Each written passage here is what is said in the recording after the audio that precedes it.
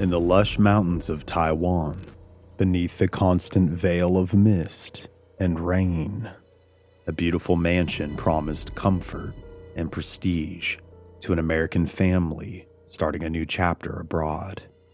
But behind its glass walls and marble floors, something ancient was waiting. They were not alone. What began as whispers in the night soon grew into footsteps, voices calling from the dark, and finally, violent attacks no skeptic could dismiss. The bishops had unknowingly stepped into a battlefield between the living and the restless dead, spirits starved of offerings, bound by tragedy, and hungry for the energy of the living. This is their story, true, terrifying, and unforgettable. In the humid nights of Taiwan, when the summer rains swell rivers and mist coils through the valleys, there is a month that no family dares to ignore. Lanterns glow at doorways, incense smolders on sidewalks, and baskets of food are left on stoops, not for the living, but for the dead. This is Ghost Month, the time when the gates of the underworld are said to open, releasing the restless and the hungry into the world of men. In Chinese belief, these are not the honored ancestors who receive reverent offerings at family altars. These are the forgotten dead, the souls of those who perished violently or without descendants to honor them. They wander, gaunt and hollow, tormented by insatiable appetites that rice, wine, and paper money can only briefly ease. They are known as the Uruguay, the hungry ghosts. To neglect them is to invite disaster. Fires start without cause. Illness takes root. Misfortune stalks a household until it buckles under the weight of unseen company. So each August, families appease the hungry dead with careful rituals. The living light the path of the forgotten, hoping that food and flame will buy peace for another year. But what of those places where violence left a scar so deep the earth itself refuses to forget? What of homes raised on soil blackened by tragedy, where spirits were never guided onward, never offered release? It was in such a valley that the Bishop family would come to live. An American father, his wife, and 2 daughters, strangers to Taiwan's ancient customs, arrived with optimism and curiosity. They believed the house they were given was a gift, a token of success. They could not know that it was already claimed by others, souls that had not left, and perhaps would never leave without taking something in return. The bishops would learn, as countless Taiwanese had whispered for centuries, that the hungry dead do not sleep. They linger, waiting for the living to feed them. And in the mountains outside Taipei, in a mansion gleaming with glass and marble, those spirits had waited long enough. The year was 1984, and opportunity had knocked for Dennis Bishop. After years of grinding the corporate ladder, he had finally been promoted to a senior position with his company, a posting that would take him and his family halfway across the world to Taipei, Taiwan. To Dennis, it was a dream. To Candace, his wife, it was a step into the unknown. For their daughters, Stacy, who was 16 at the time, and Marissa, who was just 12, it was an adventure waiting to unfold.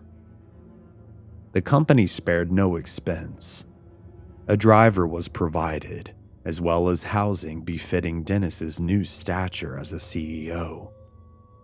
The Bishops, accustomed to modest suburban living in the States, were stunned when they were taken to see the house that would become their home. It sat at the base of the mist-draped Yangming Mountains, massive and imposing, far from the bustle of Taipei's crowded streets. The road curved past rice paddies, scattered cemeteries, and the ruins of farms, until the driver slowed before the gates. Beyond them, the mansion rose like a fortress, its large windows reflecting the gray sky. For Marissa, it was breathtaking, the biggest house I'd ever seen, she whispered, her eyes sparkling with excitement. After years of cramped apartments, here was a palace, complete with a swimming pool shimmering in the humid air. She imagined running through its endless rooms, swimming until dusk, and playing in the gardens that seemed to stretch forever. Stacy, ever the skeptic, wasn't so easily charmed. She looked up at the upper windows, at the way that the mist pooled along the roofline. The house loomed too heavily, she thought, as though the mountain itself pressed down upon it. Something about it unsettled her. And Candace's unease was immediate. As the front door was opened and the family stepped inside, a heaviness settled on her chest. The air felt different, colder, though outside the heat was oppressive. She trailed her fingers along the wall as she moved through the entryway. And that was when it struck. An unseen fist, sudden and violent, slammed into her back. She stumbled forward, catching herself against a column, her breath ragged. Dennis turned around, alarmed. Stacy froze. Marissa giggled nervously, thinking that maybe her mom had tripped. But Candace knew better. She hadn't tripped. Something had shoved her. She turned, eyes wide, but no one stood behind her. The cavernous foyer was empty. Her skin prickled. She forced a smile for her two daughters, not wanting to frighten them. The company representative talked about all of the amenities of the property, about its prestige, and how lucky the Bishops were to have it. But Candace's mind was elsewhere. It kept replaying that moment over and over again. The blow, the cold, the feeling of being watched the instant she crossed the threshold. For 2 weeks, she begged Dennis to reconsider. They toured other homes, and those homes were smaller, more humble, but were tucked in crowded neighborhoods. Nothing seemed to compare to the mansion. Nothing impressed Dennis the way the estate did. He saw in it success, stability, and a future for his family abroad. Candace, however, only saw shadows. In the end, her protests were drowned out by reason and responsibility. With Dennis's career on the line, she relented. They would move into the mansion. She told herself she would find a way to make it work. Yet even as boxes were carried in, even as Marissa danced through the hallways, Candace felt the mansion looming around her.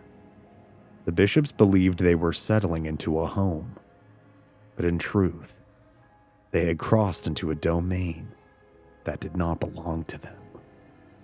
The first weeks in the mansion were filled with contradictions, opulence and unease, beauty and menace.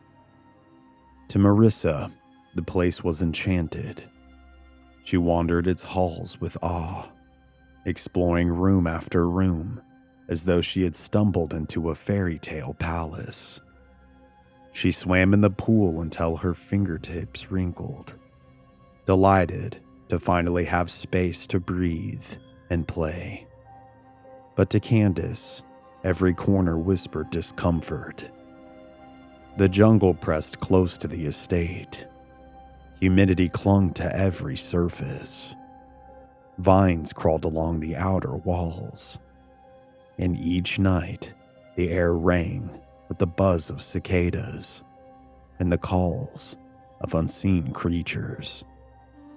The house seemed less a sanctuary than a fortress, standing against a wilderness that wanted to creep back in. It was during one of those early evenings, while the family unpacked, that the jungle showed its teeth. Stacy's scream rang down the staircase. Dennis and Candace rushed upward, only to freeze at the sight of a giant spider. Its body thick and black. It clung to the wall near Stacy's door. Its long legs twitched as it crept slowly and deliberately. Marissa shrieked and leapt onto a chair. Dennis cursed under his breath, and Candace's skin crawled as her chest tightened. Their driver, Achan, hurried in wielding a shovel. With one brutal strike, he smashed the creature, and its body crumpled to the floor. He stood over the remains, his expression grim. "These spiders," he said softly, "they go in pairs. So if you kill one, the other is always nearby." Candace felt a chill race down her spine. She found herself glancing toward the shadowed corners of the hallway, half expecting to see another set of legs scuttling towards them. That night, she lay awake, imagining the mate spider creeping silently into a bedroom. But pests were not the mansion's only gift. The rains came heavy, as they did in Taiwan's monsoon season. Water streamed down the mountainside and into the house itself. The walls began to drip, and in the bedrooms, streaks of moisture traced downward like tears, soaking carpets. Candace wrapped towels around the bases of the doors to hold the water back, but the mansion seemed determined to drown itself. Then came the electricity. At first, it was little shocks, light switches that snapped with static when touched. Then it grew worse. A flick of a switch sent painful jolts through fingertips, strong enough to leave Candace afraid of the lights themselves. She kept lamps unplugged and would sit with her daughters in the dark. Yet despite this, the power bills rose inexplicably, far beyond what they could explain with normal use. Dennis grew frustrated, convinced the family was careless with the electricity. Candace argued back, furiously. The house was draining them in ways that he couldn't or wouldn't see. And still, stranger things crept in. Late at night, Stacy swore she heard footsteps in her room, soft and deliberate, as though someone circled her bed in the dark. She pulled her covers tighter, her heart pounding, too afraid to cry out. Candace too felt it, the faint whisper of her name in an empty hall, the flicker of a light at the edge of her vision. She told herself it was exhaustion, stress, the strangeness of life abroad. But deep down, she knew she was being watched.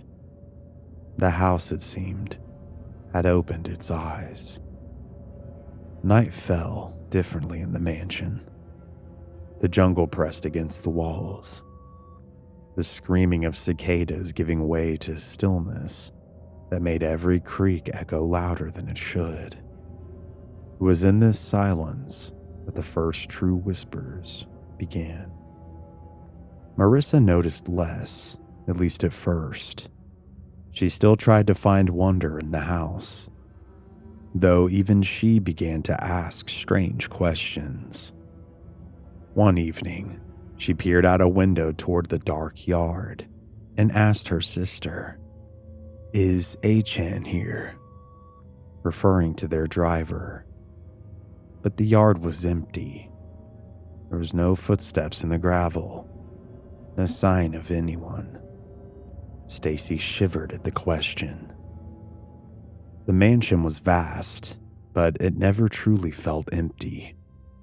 It was as though the family had become guests in their own home, moving through rooms that belonged to someone or something else.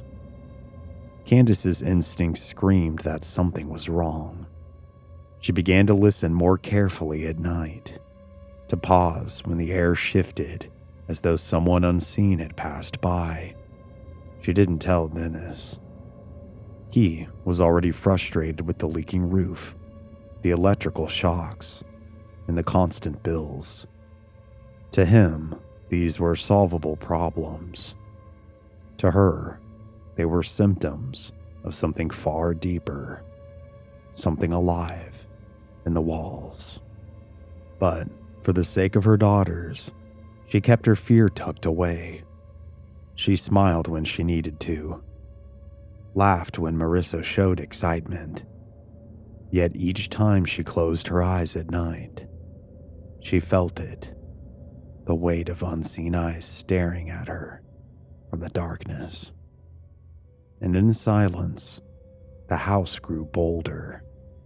For weeks, Stacy had grown accustomed to hiding her fear. She heard footsteps that had no source, whispers that carried her name through the dark, but she kept it all inside. She told herself that it was stress, her imagination, and if she spoke, she feared she'd sound crazy. Her solace was Thomas. 16 like her, he was a local boy with an easy smile. He offered an escape from the mansion's suffocating atmosphere. Whenever she could, she spent evenings at his home, laughing, listening to music, and forgetting the dread that seemed to hang like smoke over her family's new life. It was on one such evening, after Thomas dropped her off at the gate, that the house revealed itself. The night was humid, the jungle thick with the sounds of frogs. Thomas waited at the end of the driveway as Stacy slipped inside. He glanced back at the looming structure, its dark windows glinting faintly under the pale moon, and then he froze. At the top floor, a light flickered to life. Behind the glass, a woman's silhouette stood, her hair long, her figure motionless. She looked out into the night. To Thomas, she looked exactly like Candace Bishop. Alarmed jolted through him. Something about her stillness, the way she stood in the shadow, it was wrong. He started the car, then hesitated. A cold dread whispered through him. What if she's in trouble?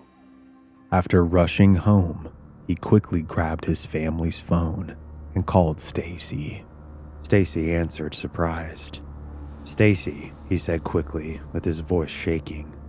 "Go check on your mom, please, right now. Just please, I saw her upstairs at the window, and she didn't look right," he said. Stacy's stomach dropped. With her heart pounding, she raced through the mansion's halls, calling out for her mother. Marissa, alarmed, followed, and became frightened as well.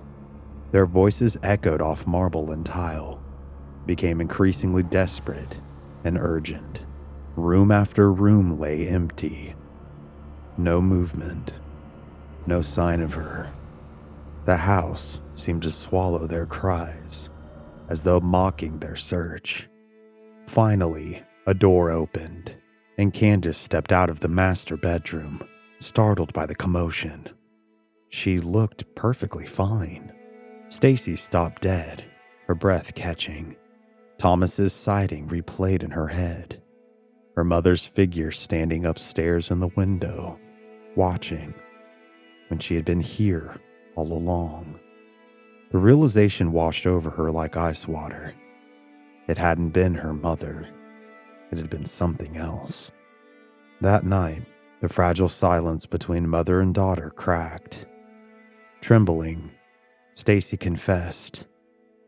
The footsteps, the voices, the nights she felt something circling her in the dark.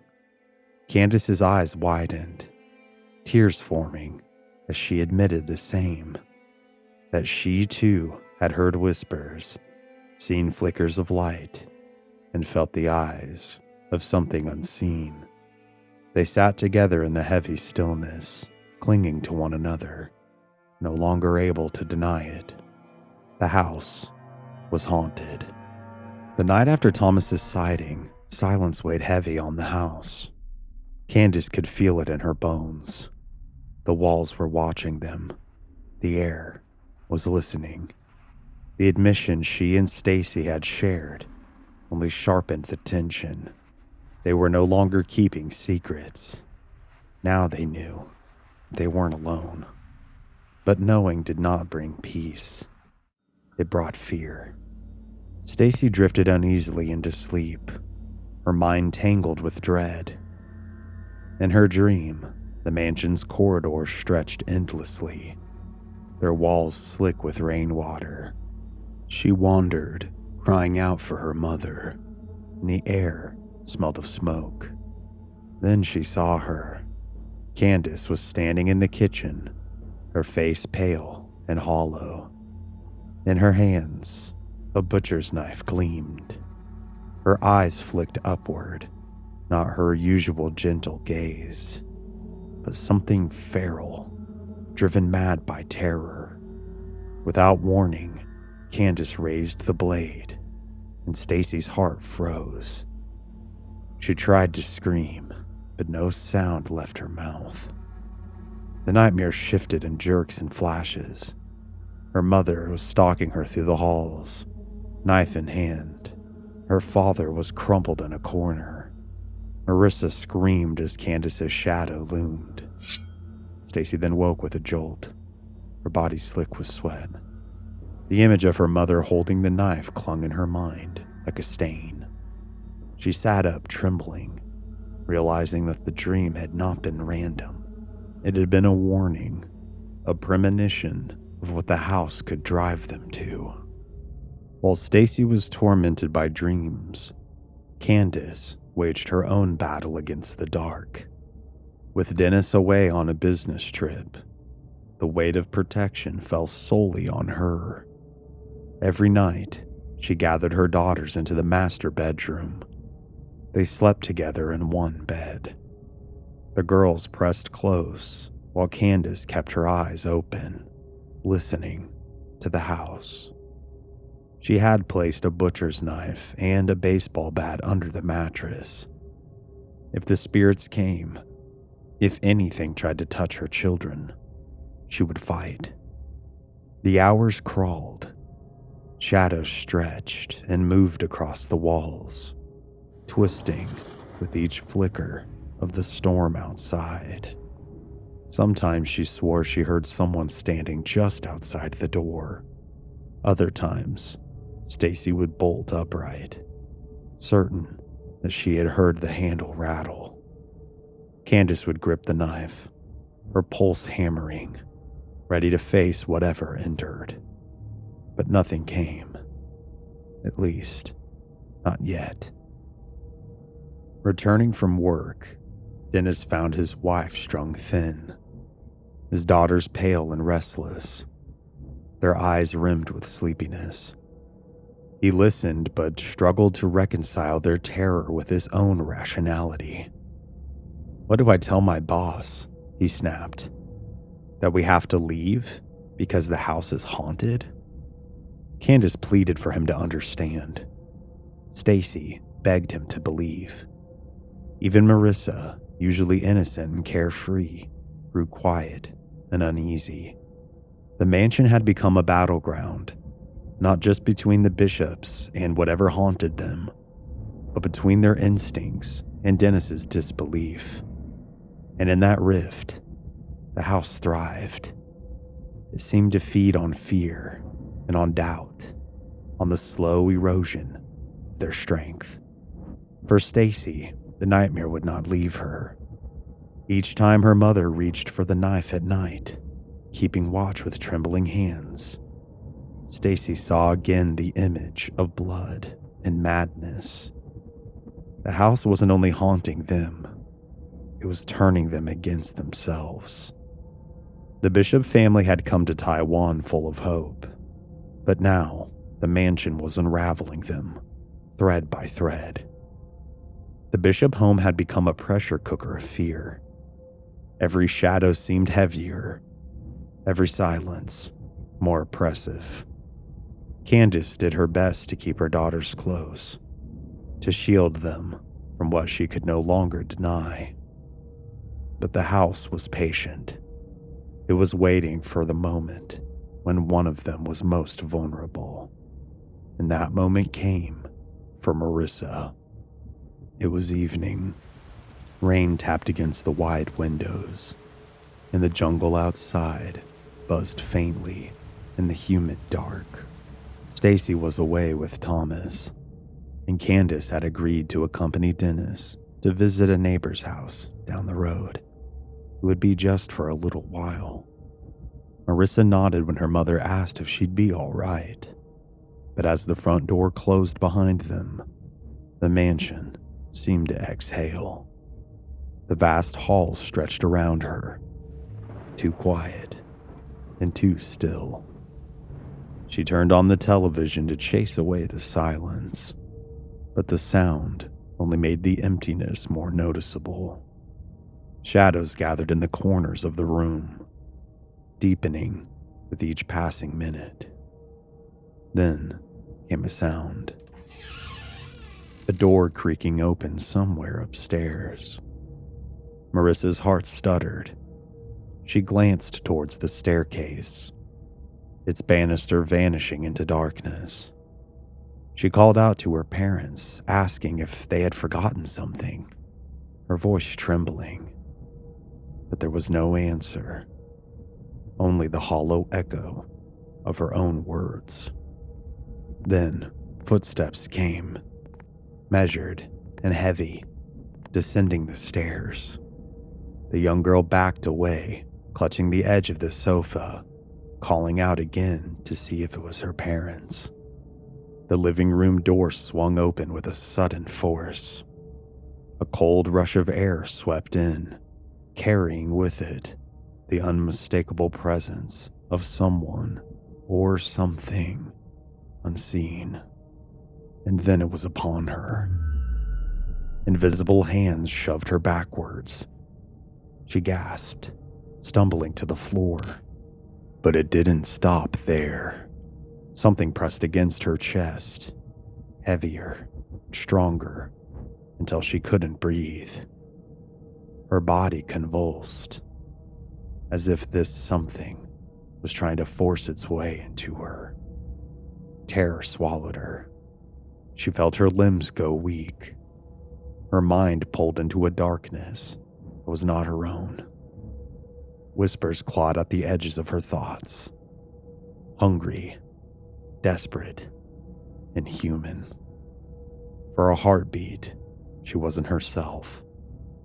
She was them. And then silence. Marissa collapsed onto the floor, trembling, covered in sweat. And the house loomed above her, silent once more, as though satisfied. When Candace and Dennis returned, they found their daughter sprawled on the floor. Candace dropped to her knees, scooping Marissa into her arms, asking "Baby, what happened? What's wrong?"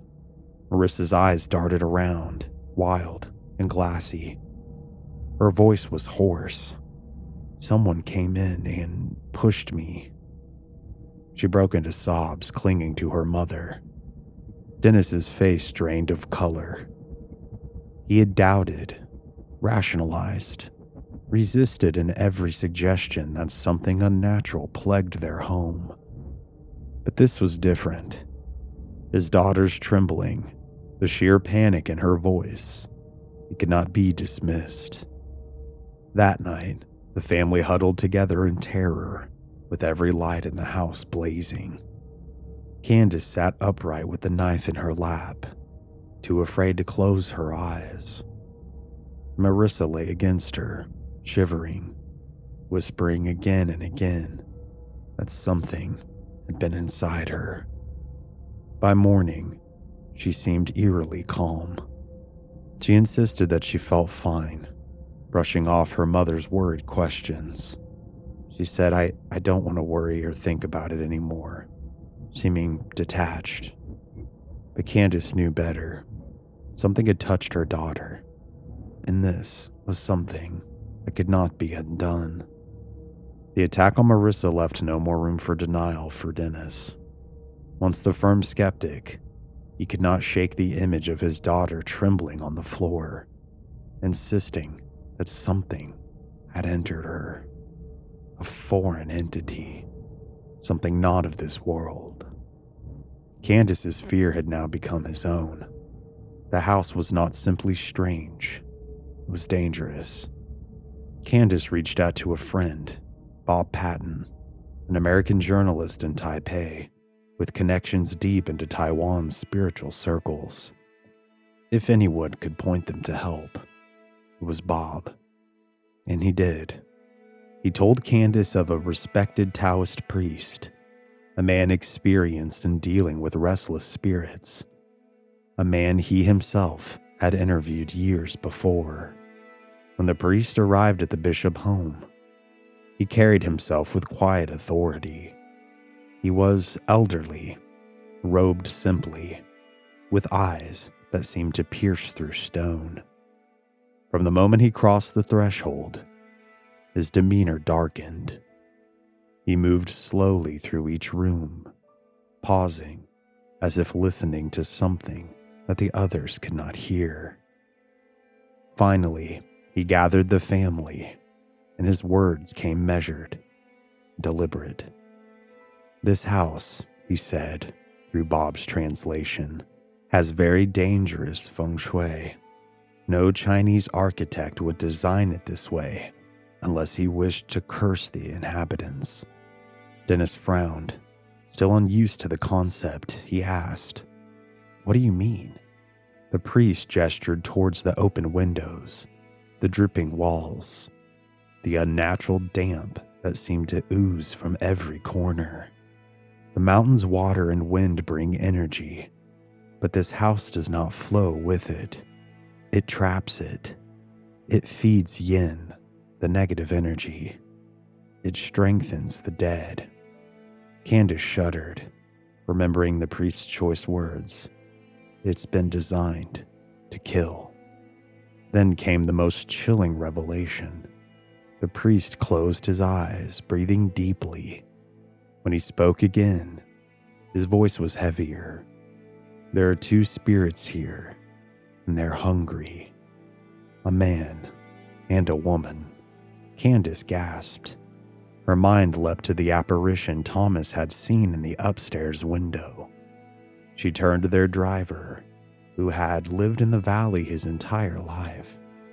"Do you know what was here before this house was built?" she asked.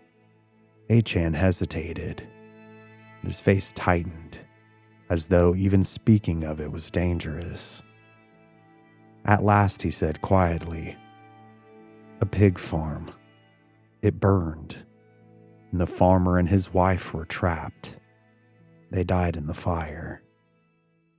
The words clung heavy in the air. Candace's heart sank. The flickering lights, the voices calling names, the woman at the window, all of it pointed to those lost souls. They had not moved on. They had remained, hungry, angry, seemingly tethered to the land where they had perished. The priest's face was grim. "Hungry ghosts," he said. "They do not have what they need in the afterlife. food, money, or offerings. So they take energy from the living. They feed off of fear, particularly from your daughter. Marissa's face was pale, with tears brimming in her eyes. The family drew closer together, with fear thick between all of them. The priest rose. He said, "I'll help you, but you must understand. What is bound here is strong. I will need some time to prepare, and even if I succeed, it will not last. And if you remain, they will return." His warning was clear. The house was not a home. It was a trap, built on ashes, feeding the dead. For the bishops, the nightmare had finally been given a name. The night of the ritual arrived heavy with anticipation. The bishops had spent the day in uneasy silence, waiting. Marissa had been sent to stay with neighbors. The priest would not risk her presence. The hungry ghosts had already singled her out once. If they were provoked again, she might not survive. Inside the mansion, the air felt charged, as though the house itself knew what was coming. The Taoist priest returned at dusk, robed simply, carrying a bundle of tools, incense sticks, joss paper folded into stacks of money, a basket of fruit. He instructed Dennis to open every door and window in the house. The spirits must have a way out, he said. As the last window was unlatched, a strange wind moved through the house. Though the air outside was still, curtains billowed, and Candace clutched Stacy's hand. The priest lit incense, smoke curling upward into thin white trails. He began to chant, his voice low and rhythmic, filling the halls with words the family could not understand, yet they felt their meaning deep in their bones. Almost immediately, the house seemed to react. A pressure settled on the family, heavy and suffocating. Candace later recalled, "It was a force that shook our clothes and our hair. Everything was moving, and it became hard to breathe." Lights flickered violently. Upstairs, a door slammed shut with a deafening crack. The air was alive with unseen motion, as though invisible figures were rushing past, enraged by the intrusion. Despite this, the priest did not falter. He raised his voice, commanding, demanding, calling upon heavenly forces to guide the spirits to peace. Then he turned to Stacy. In his hands was the basket of offerings. Oranges, rice, bundles of paper money, all burning slowly with incense smoke. "You," he said firmly, "you must take this to the back, to the graves." Terror gripped her. Her legs trembled. She didn't want to go. The priest's eyes locked on hers, and he told her, "You must. Be brave. They will follow you, but they must be fed." Her mother's hand squeezed hers. Her father's nod was solemn. With a sob, Stacy lifted the basket. The smoke curled into her face, stinging her eyes. She then stepped into the night. The backyard was darker than she had ever seen it. The trees loomed beyond the walls, and every step felt watched. She carried the basket toward the patch of earth the priest had identified, the place where the farmer and his wife had died. Her arms ached. Her skin prickled as though someone walked just behind her. She fought the urge to run. At the edge of the yard, She set the basket down and whispered through her tears, "Take this, please, and leave us alone." For a moment, the air stilled, and then, as if in answer, the night swallowed the offering. Inside, the priest moved room to room, sprinkling holy water, chanting at each corner, and each time he entered, the lights would die, slowly flickering back on, only as he finished his incantations. Candace and Dennis followed, their hearts pounding. They could feel it, the shift, the weakening of the presence that had plagued them. The chanting rose to a crescendo, smoke thick in the halls as a final prayer echoed through the house. And then, silence. The wind ceased. The walls no longer seemed to hum. And for the first time in months, since they had arrived, the house felt still. Before leaving, the priest produced a talisman, a mirror etched with the symbols of the I Ching. He fixed it above the door, firmly patting it into place. "This will keep harmony here," he said, "but only for a short time." His eyes were grave. "The hungry ghosts are appeased, but only for 2, maybe 3 months. And after that, they will return. You must leave this house, or a great tragedy will come." The warning settled deep into their hearts. The house was calm now. The danger, however, was far from gone. The house stood unnaturally quiet in the aftermath of the ritual. For the first time in months, the oppressive weight had lifted. The walls no longer groaned. The air no longer pressed down on their lungs. Candace wept with relief. Dennis, exhausted, finally allowed himself to believe that what had tormented his family was real. He had fought against his beliefs, against fear, clinging to reason and responsibility. But now there was no argument left. He had seen too much. He knew the priest was right. In the days that followed, the mansion remained eerily still. Nights passed without footsteps, without whispers. Stacy slept without hearing her name being called. Candace no longer felt eyes burning into her back. And even Marissa, who had returned from the neighbors, seemed lighter, free of the strange detachment that had followed her from the attack. The bogway mirror gleamed above the front door, a silent sentinel. The family lived in its shadow, aware that the peace was only borrowed time. Candace began to plan. She marked the months carefully, watching the calendar as though it were a countdown to doom. Stacy would finish her schooling by June, and by then, they would be gone.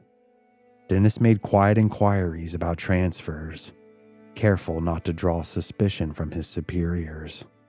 Every decision was guided by the priest's warning, before the hungry ghosts would return. It was not an easy choice. Dennis's career had brought them here, had promised them prosperity, but what was a promotion compared to the safety of his family?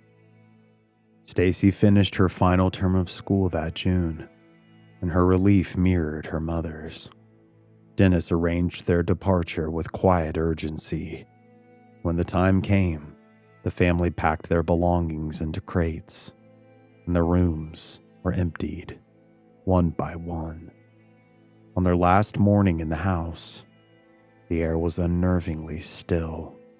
The jungle outside shimmered in the heat, and for once, no storm clouds gathered on the horizon. Candace stood at the front door, staring at the bogway mirror fixed above it. The talisman glinted faintly in the light. For months, it had kept the house calm, but she knew its power would soon wane. As she turned to leave, she glanced up at the second-floor window, the same place Thomas had once seen a figure standing, and for the briefest moment, she thought she saw something, the outline of a woman, her face hidden in the shadows. But a blink later, the window was empty. Candace shivered. She would not look back again. The Bishops left Taiwan behind, returning to the United States with more than just suitcases. They carried with them the memory of the mansion, the unseen blows, the whispers from the darkness. In the night, Marissa collapsed on the floor, seemingly invaded by something malicious. In interviews years later, Candace admitted that the experience had shattered the boundaries of her world. "I had learned that there are powers that we don't understand," she said. "Energies, spirits, things that can touch our lives in ways that you can't imagine unless it happens to you." The family never returned to that valley. They never sought the mansion again. Whether the house still stands, whether others live there unaware, no one can say. But in Taiwan, where the Hungry Ghost Festival still burns bright each summer, the belief endures. The dead remain among us, if not given rest. And in the shadow of the Yangming Mountain, where fire once consumed a farmer and his wife, where a foreign family came seeking a home and only found terror, the hungry ghosts still linger, waiting for the living to feed them. So it took some digging, but I was able to figure out what the Bishops are up to these days. I haven't seen or come across any updates on them from other creators, so I decided to try and find out for myself, and to my surprise, I did indeed discover the details. The Bishops' case was made famous by the TV show A Haunting, which is one of my all-time favorites. Their episode was amply titled Hungry Ghosts. My version is essentially a retelling of their harrowing case with additional details that I could find. With that being said, what are the Bishops up to these days? Well, I'm going to tell you, but I will omit some details as to respect their privacy. It seems like Dennis and Candace are no longer married. I'm not sure what happened to Candace, but I hope wherever she is, that she's doing well. Dennis has since remarried and is a COO of a major global company. Albeit, I'm not sure if it's the same company that he worked for during the family's experiences, but he continues to work abroad in Asia and other parts of the world, and him and his wife seem to have adopted a son. Everyone, from what I can tell, has moved on and returned to a sense of normalcy and seems to be happy and prosperous. I truly hope that is the case, and I don't know about you, but I love a happy ending. With me providing those details, again, please respect the Bishop's privacy, and that goes for anyone whose cases I've covered here.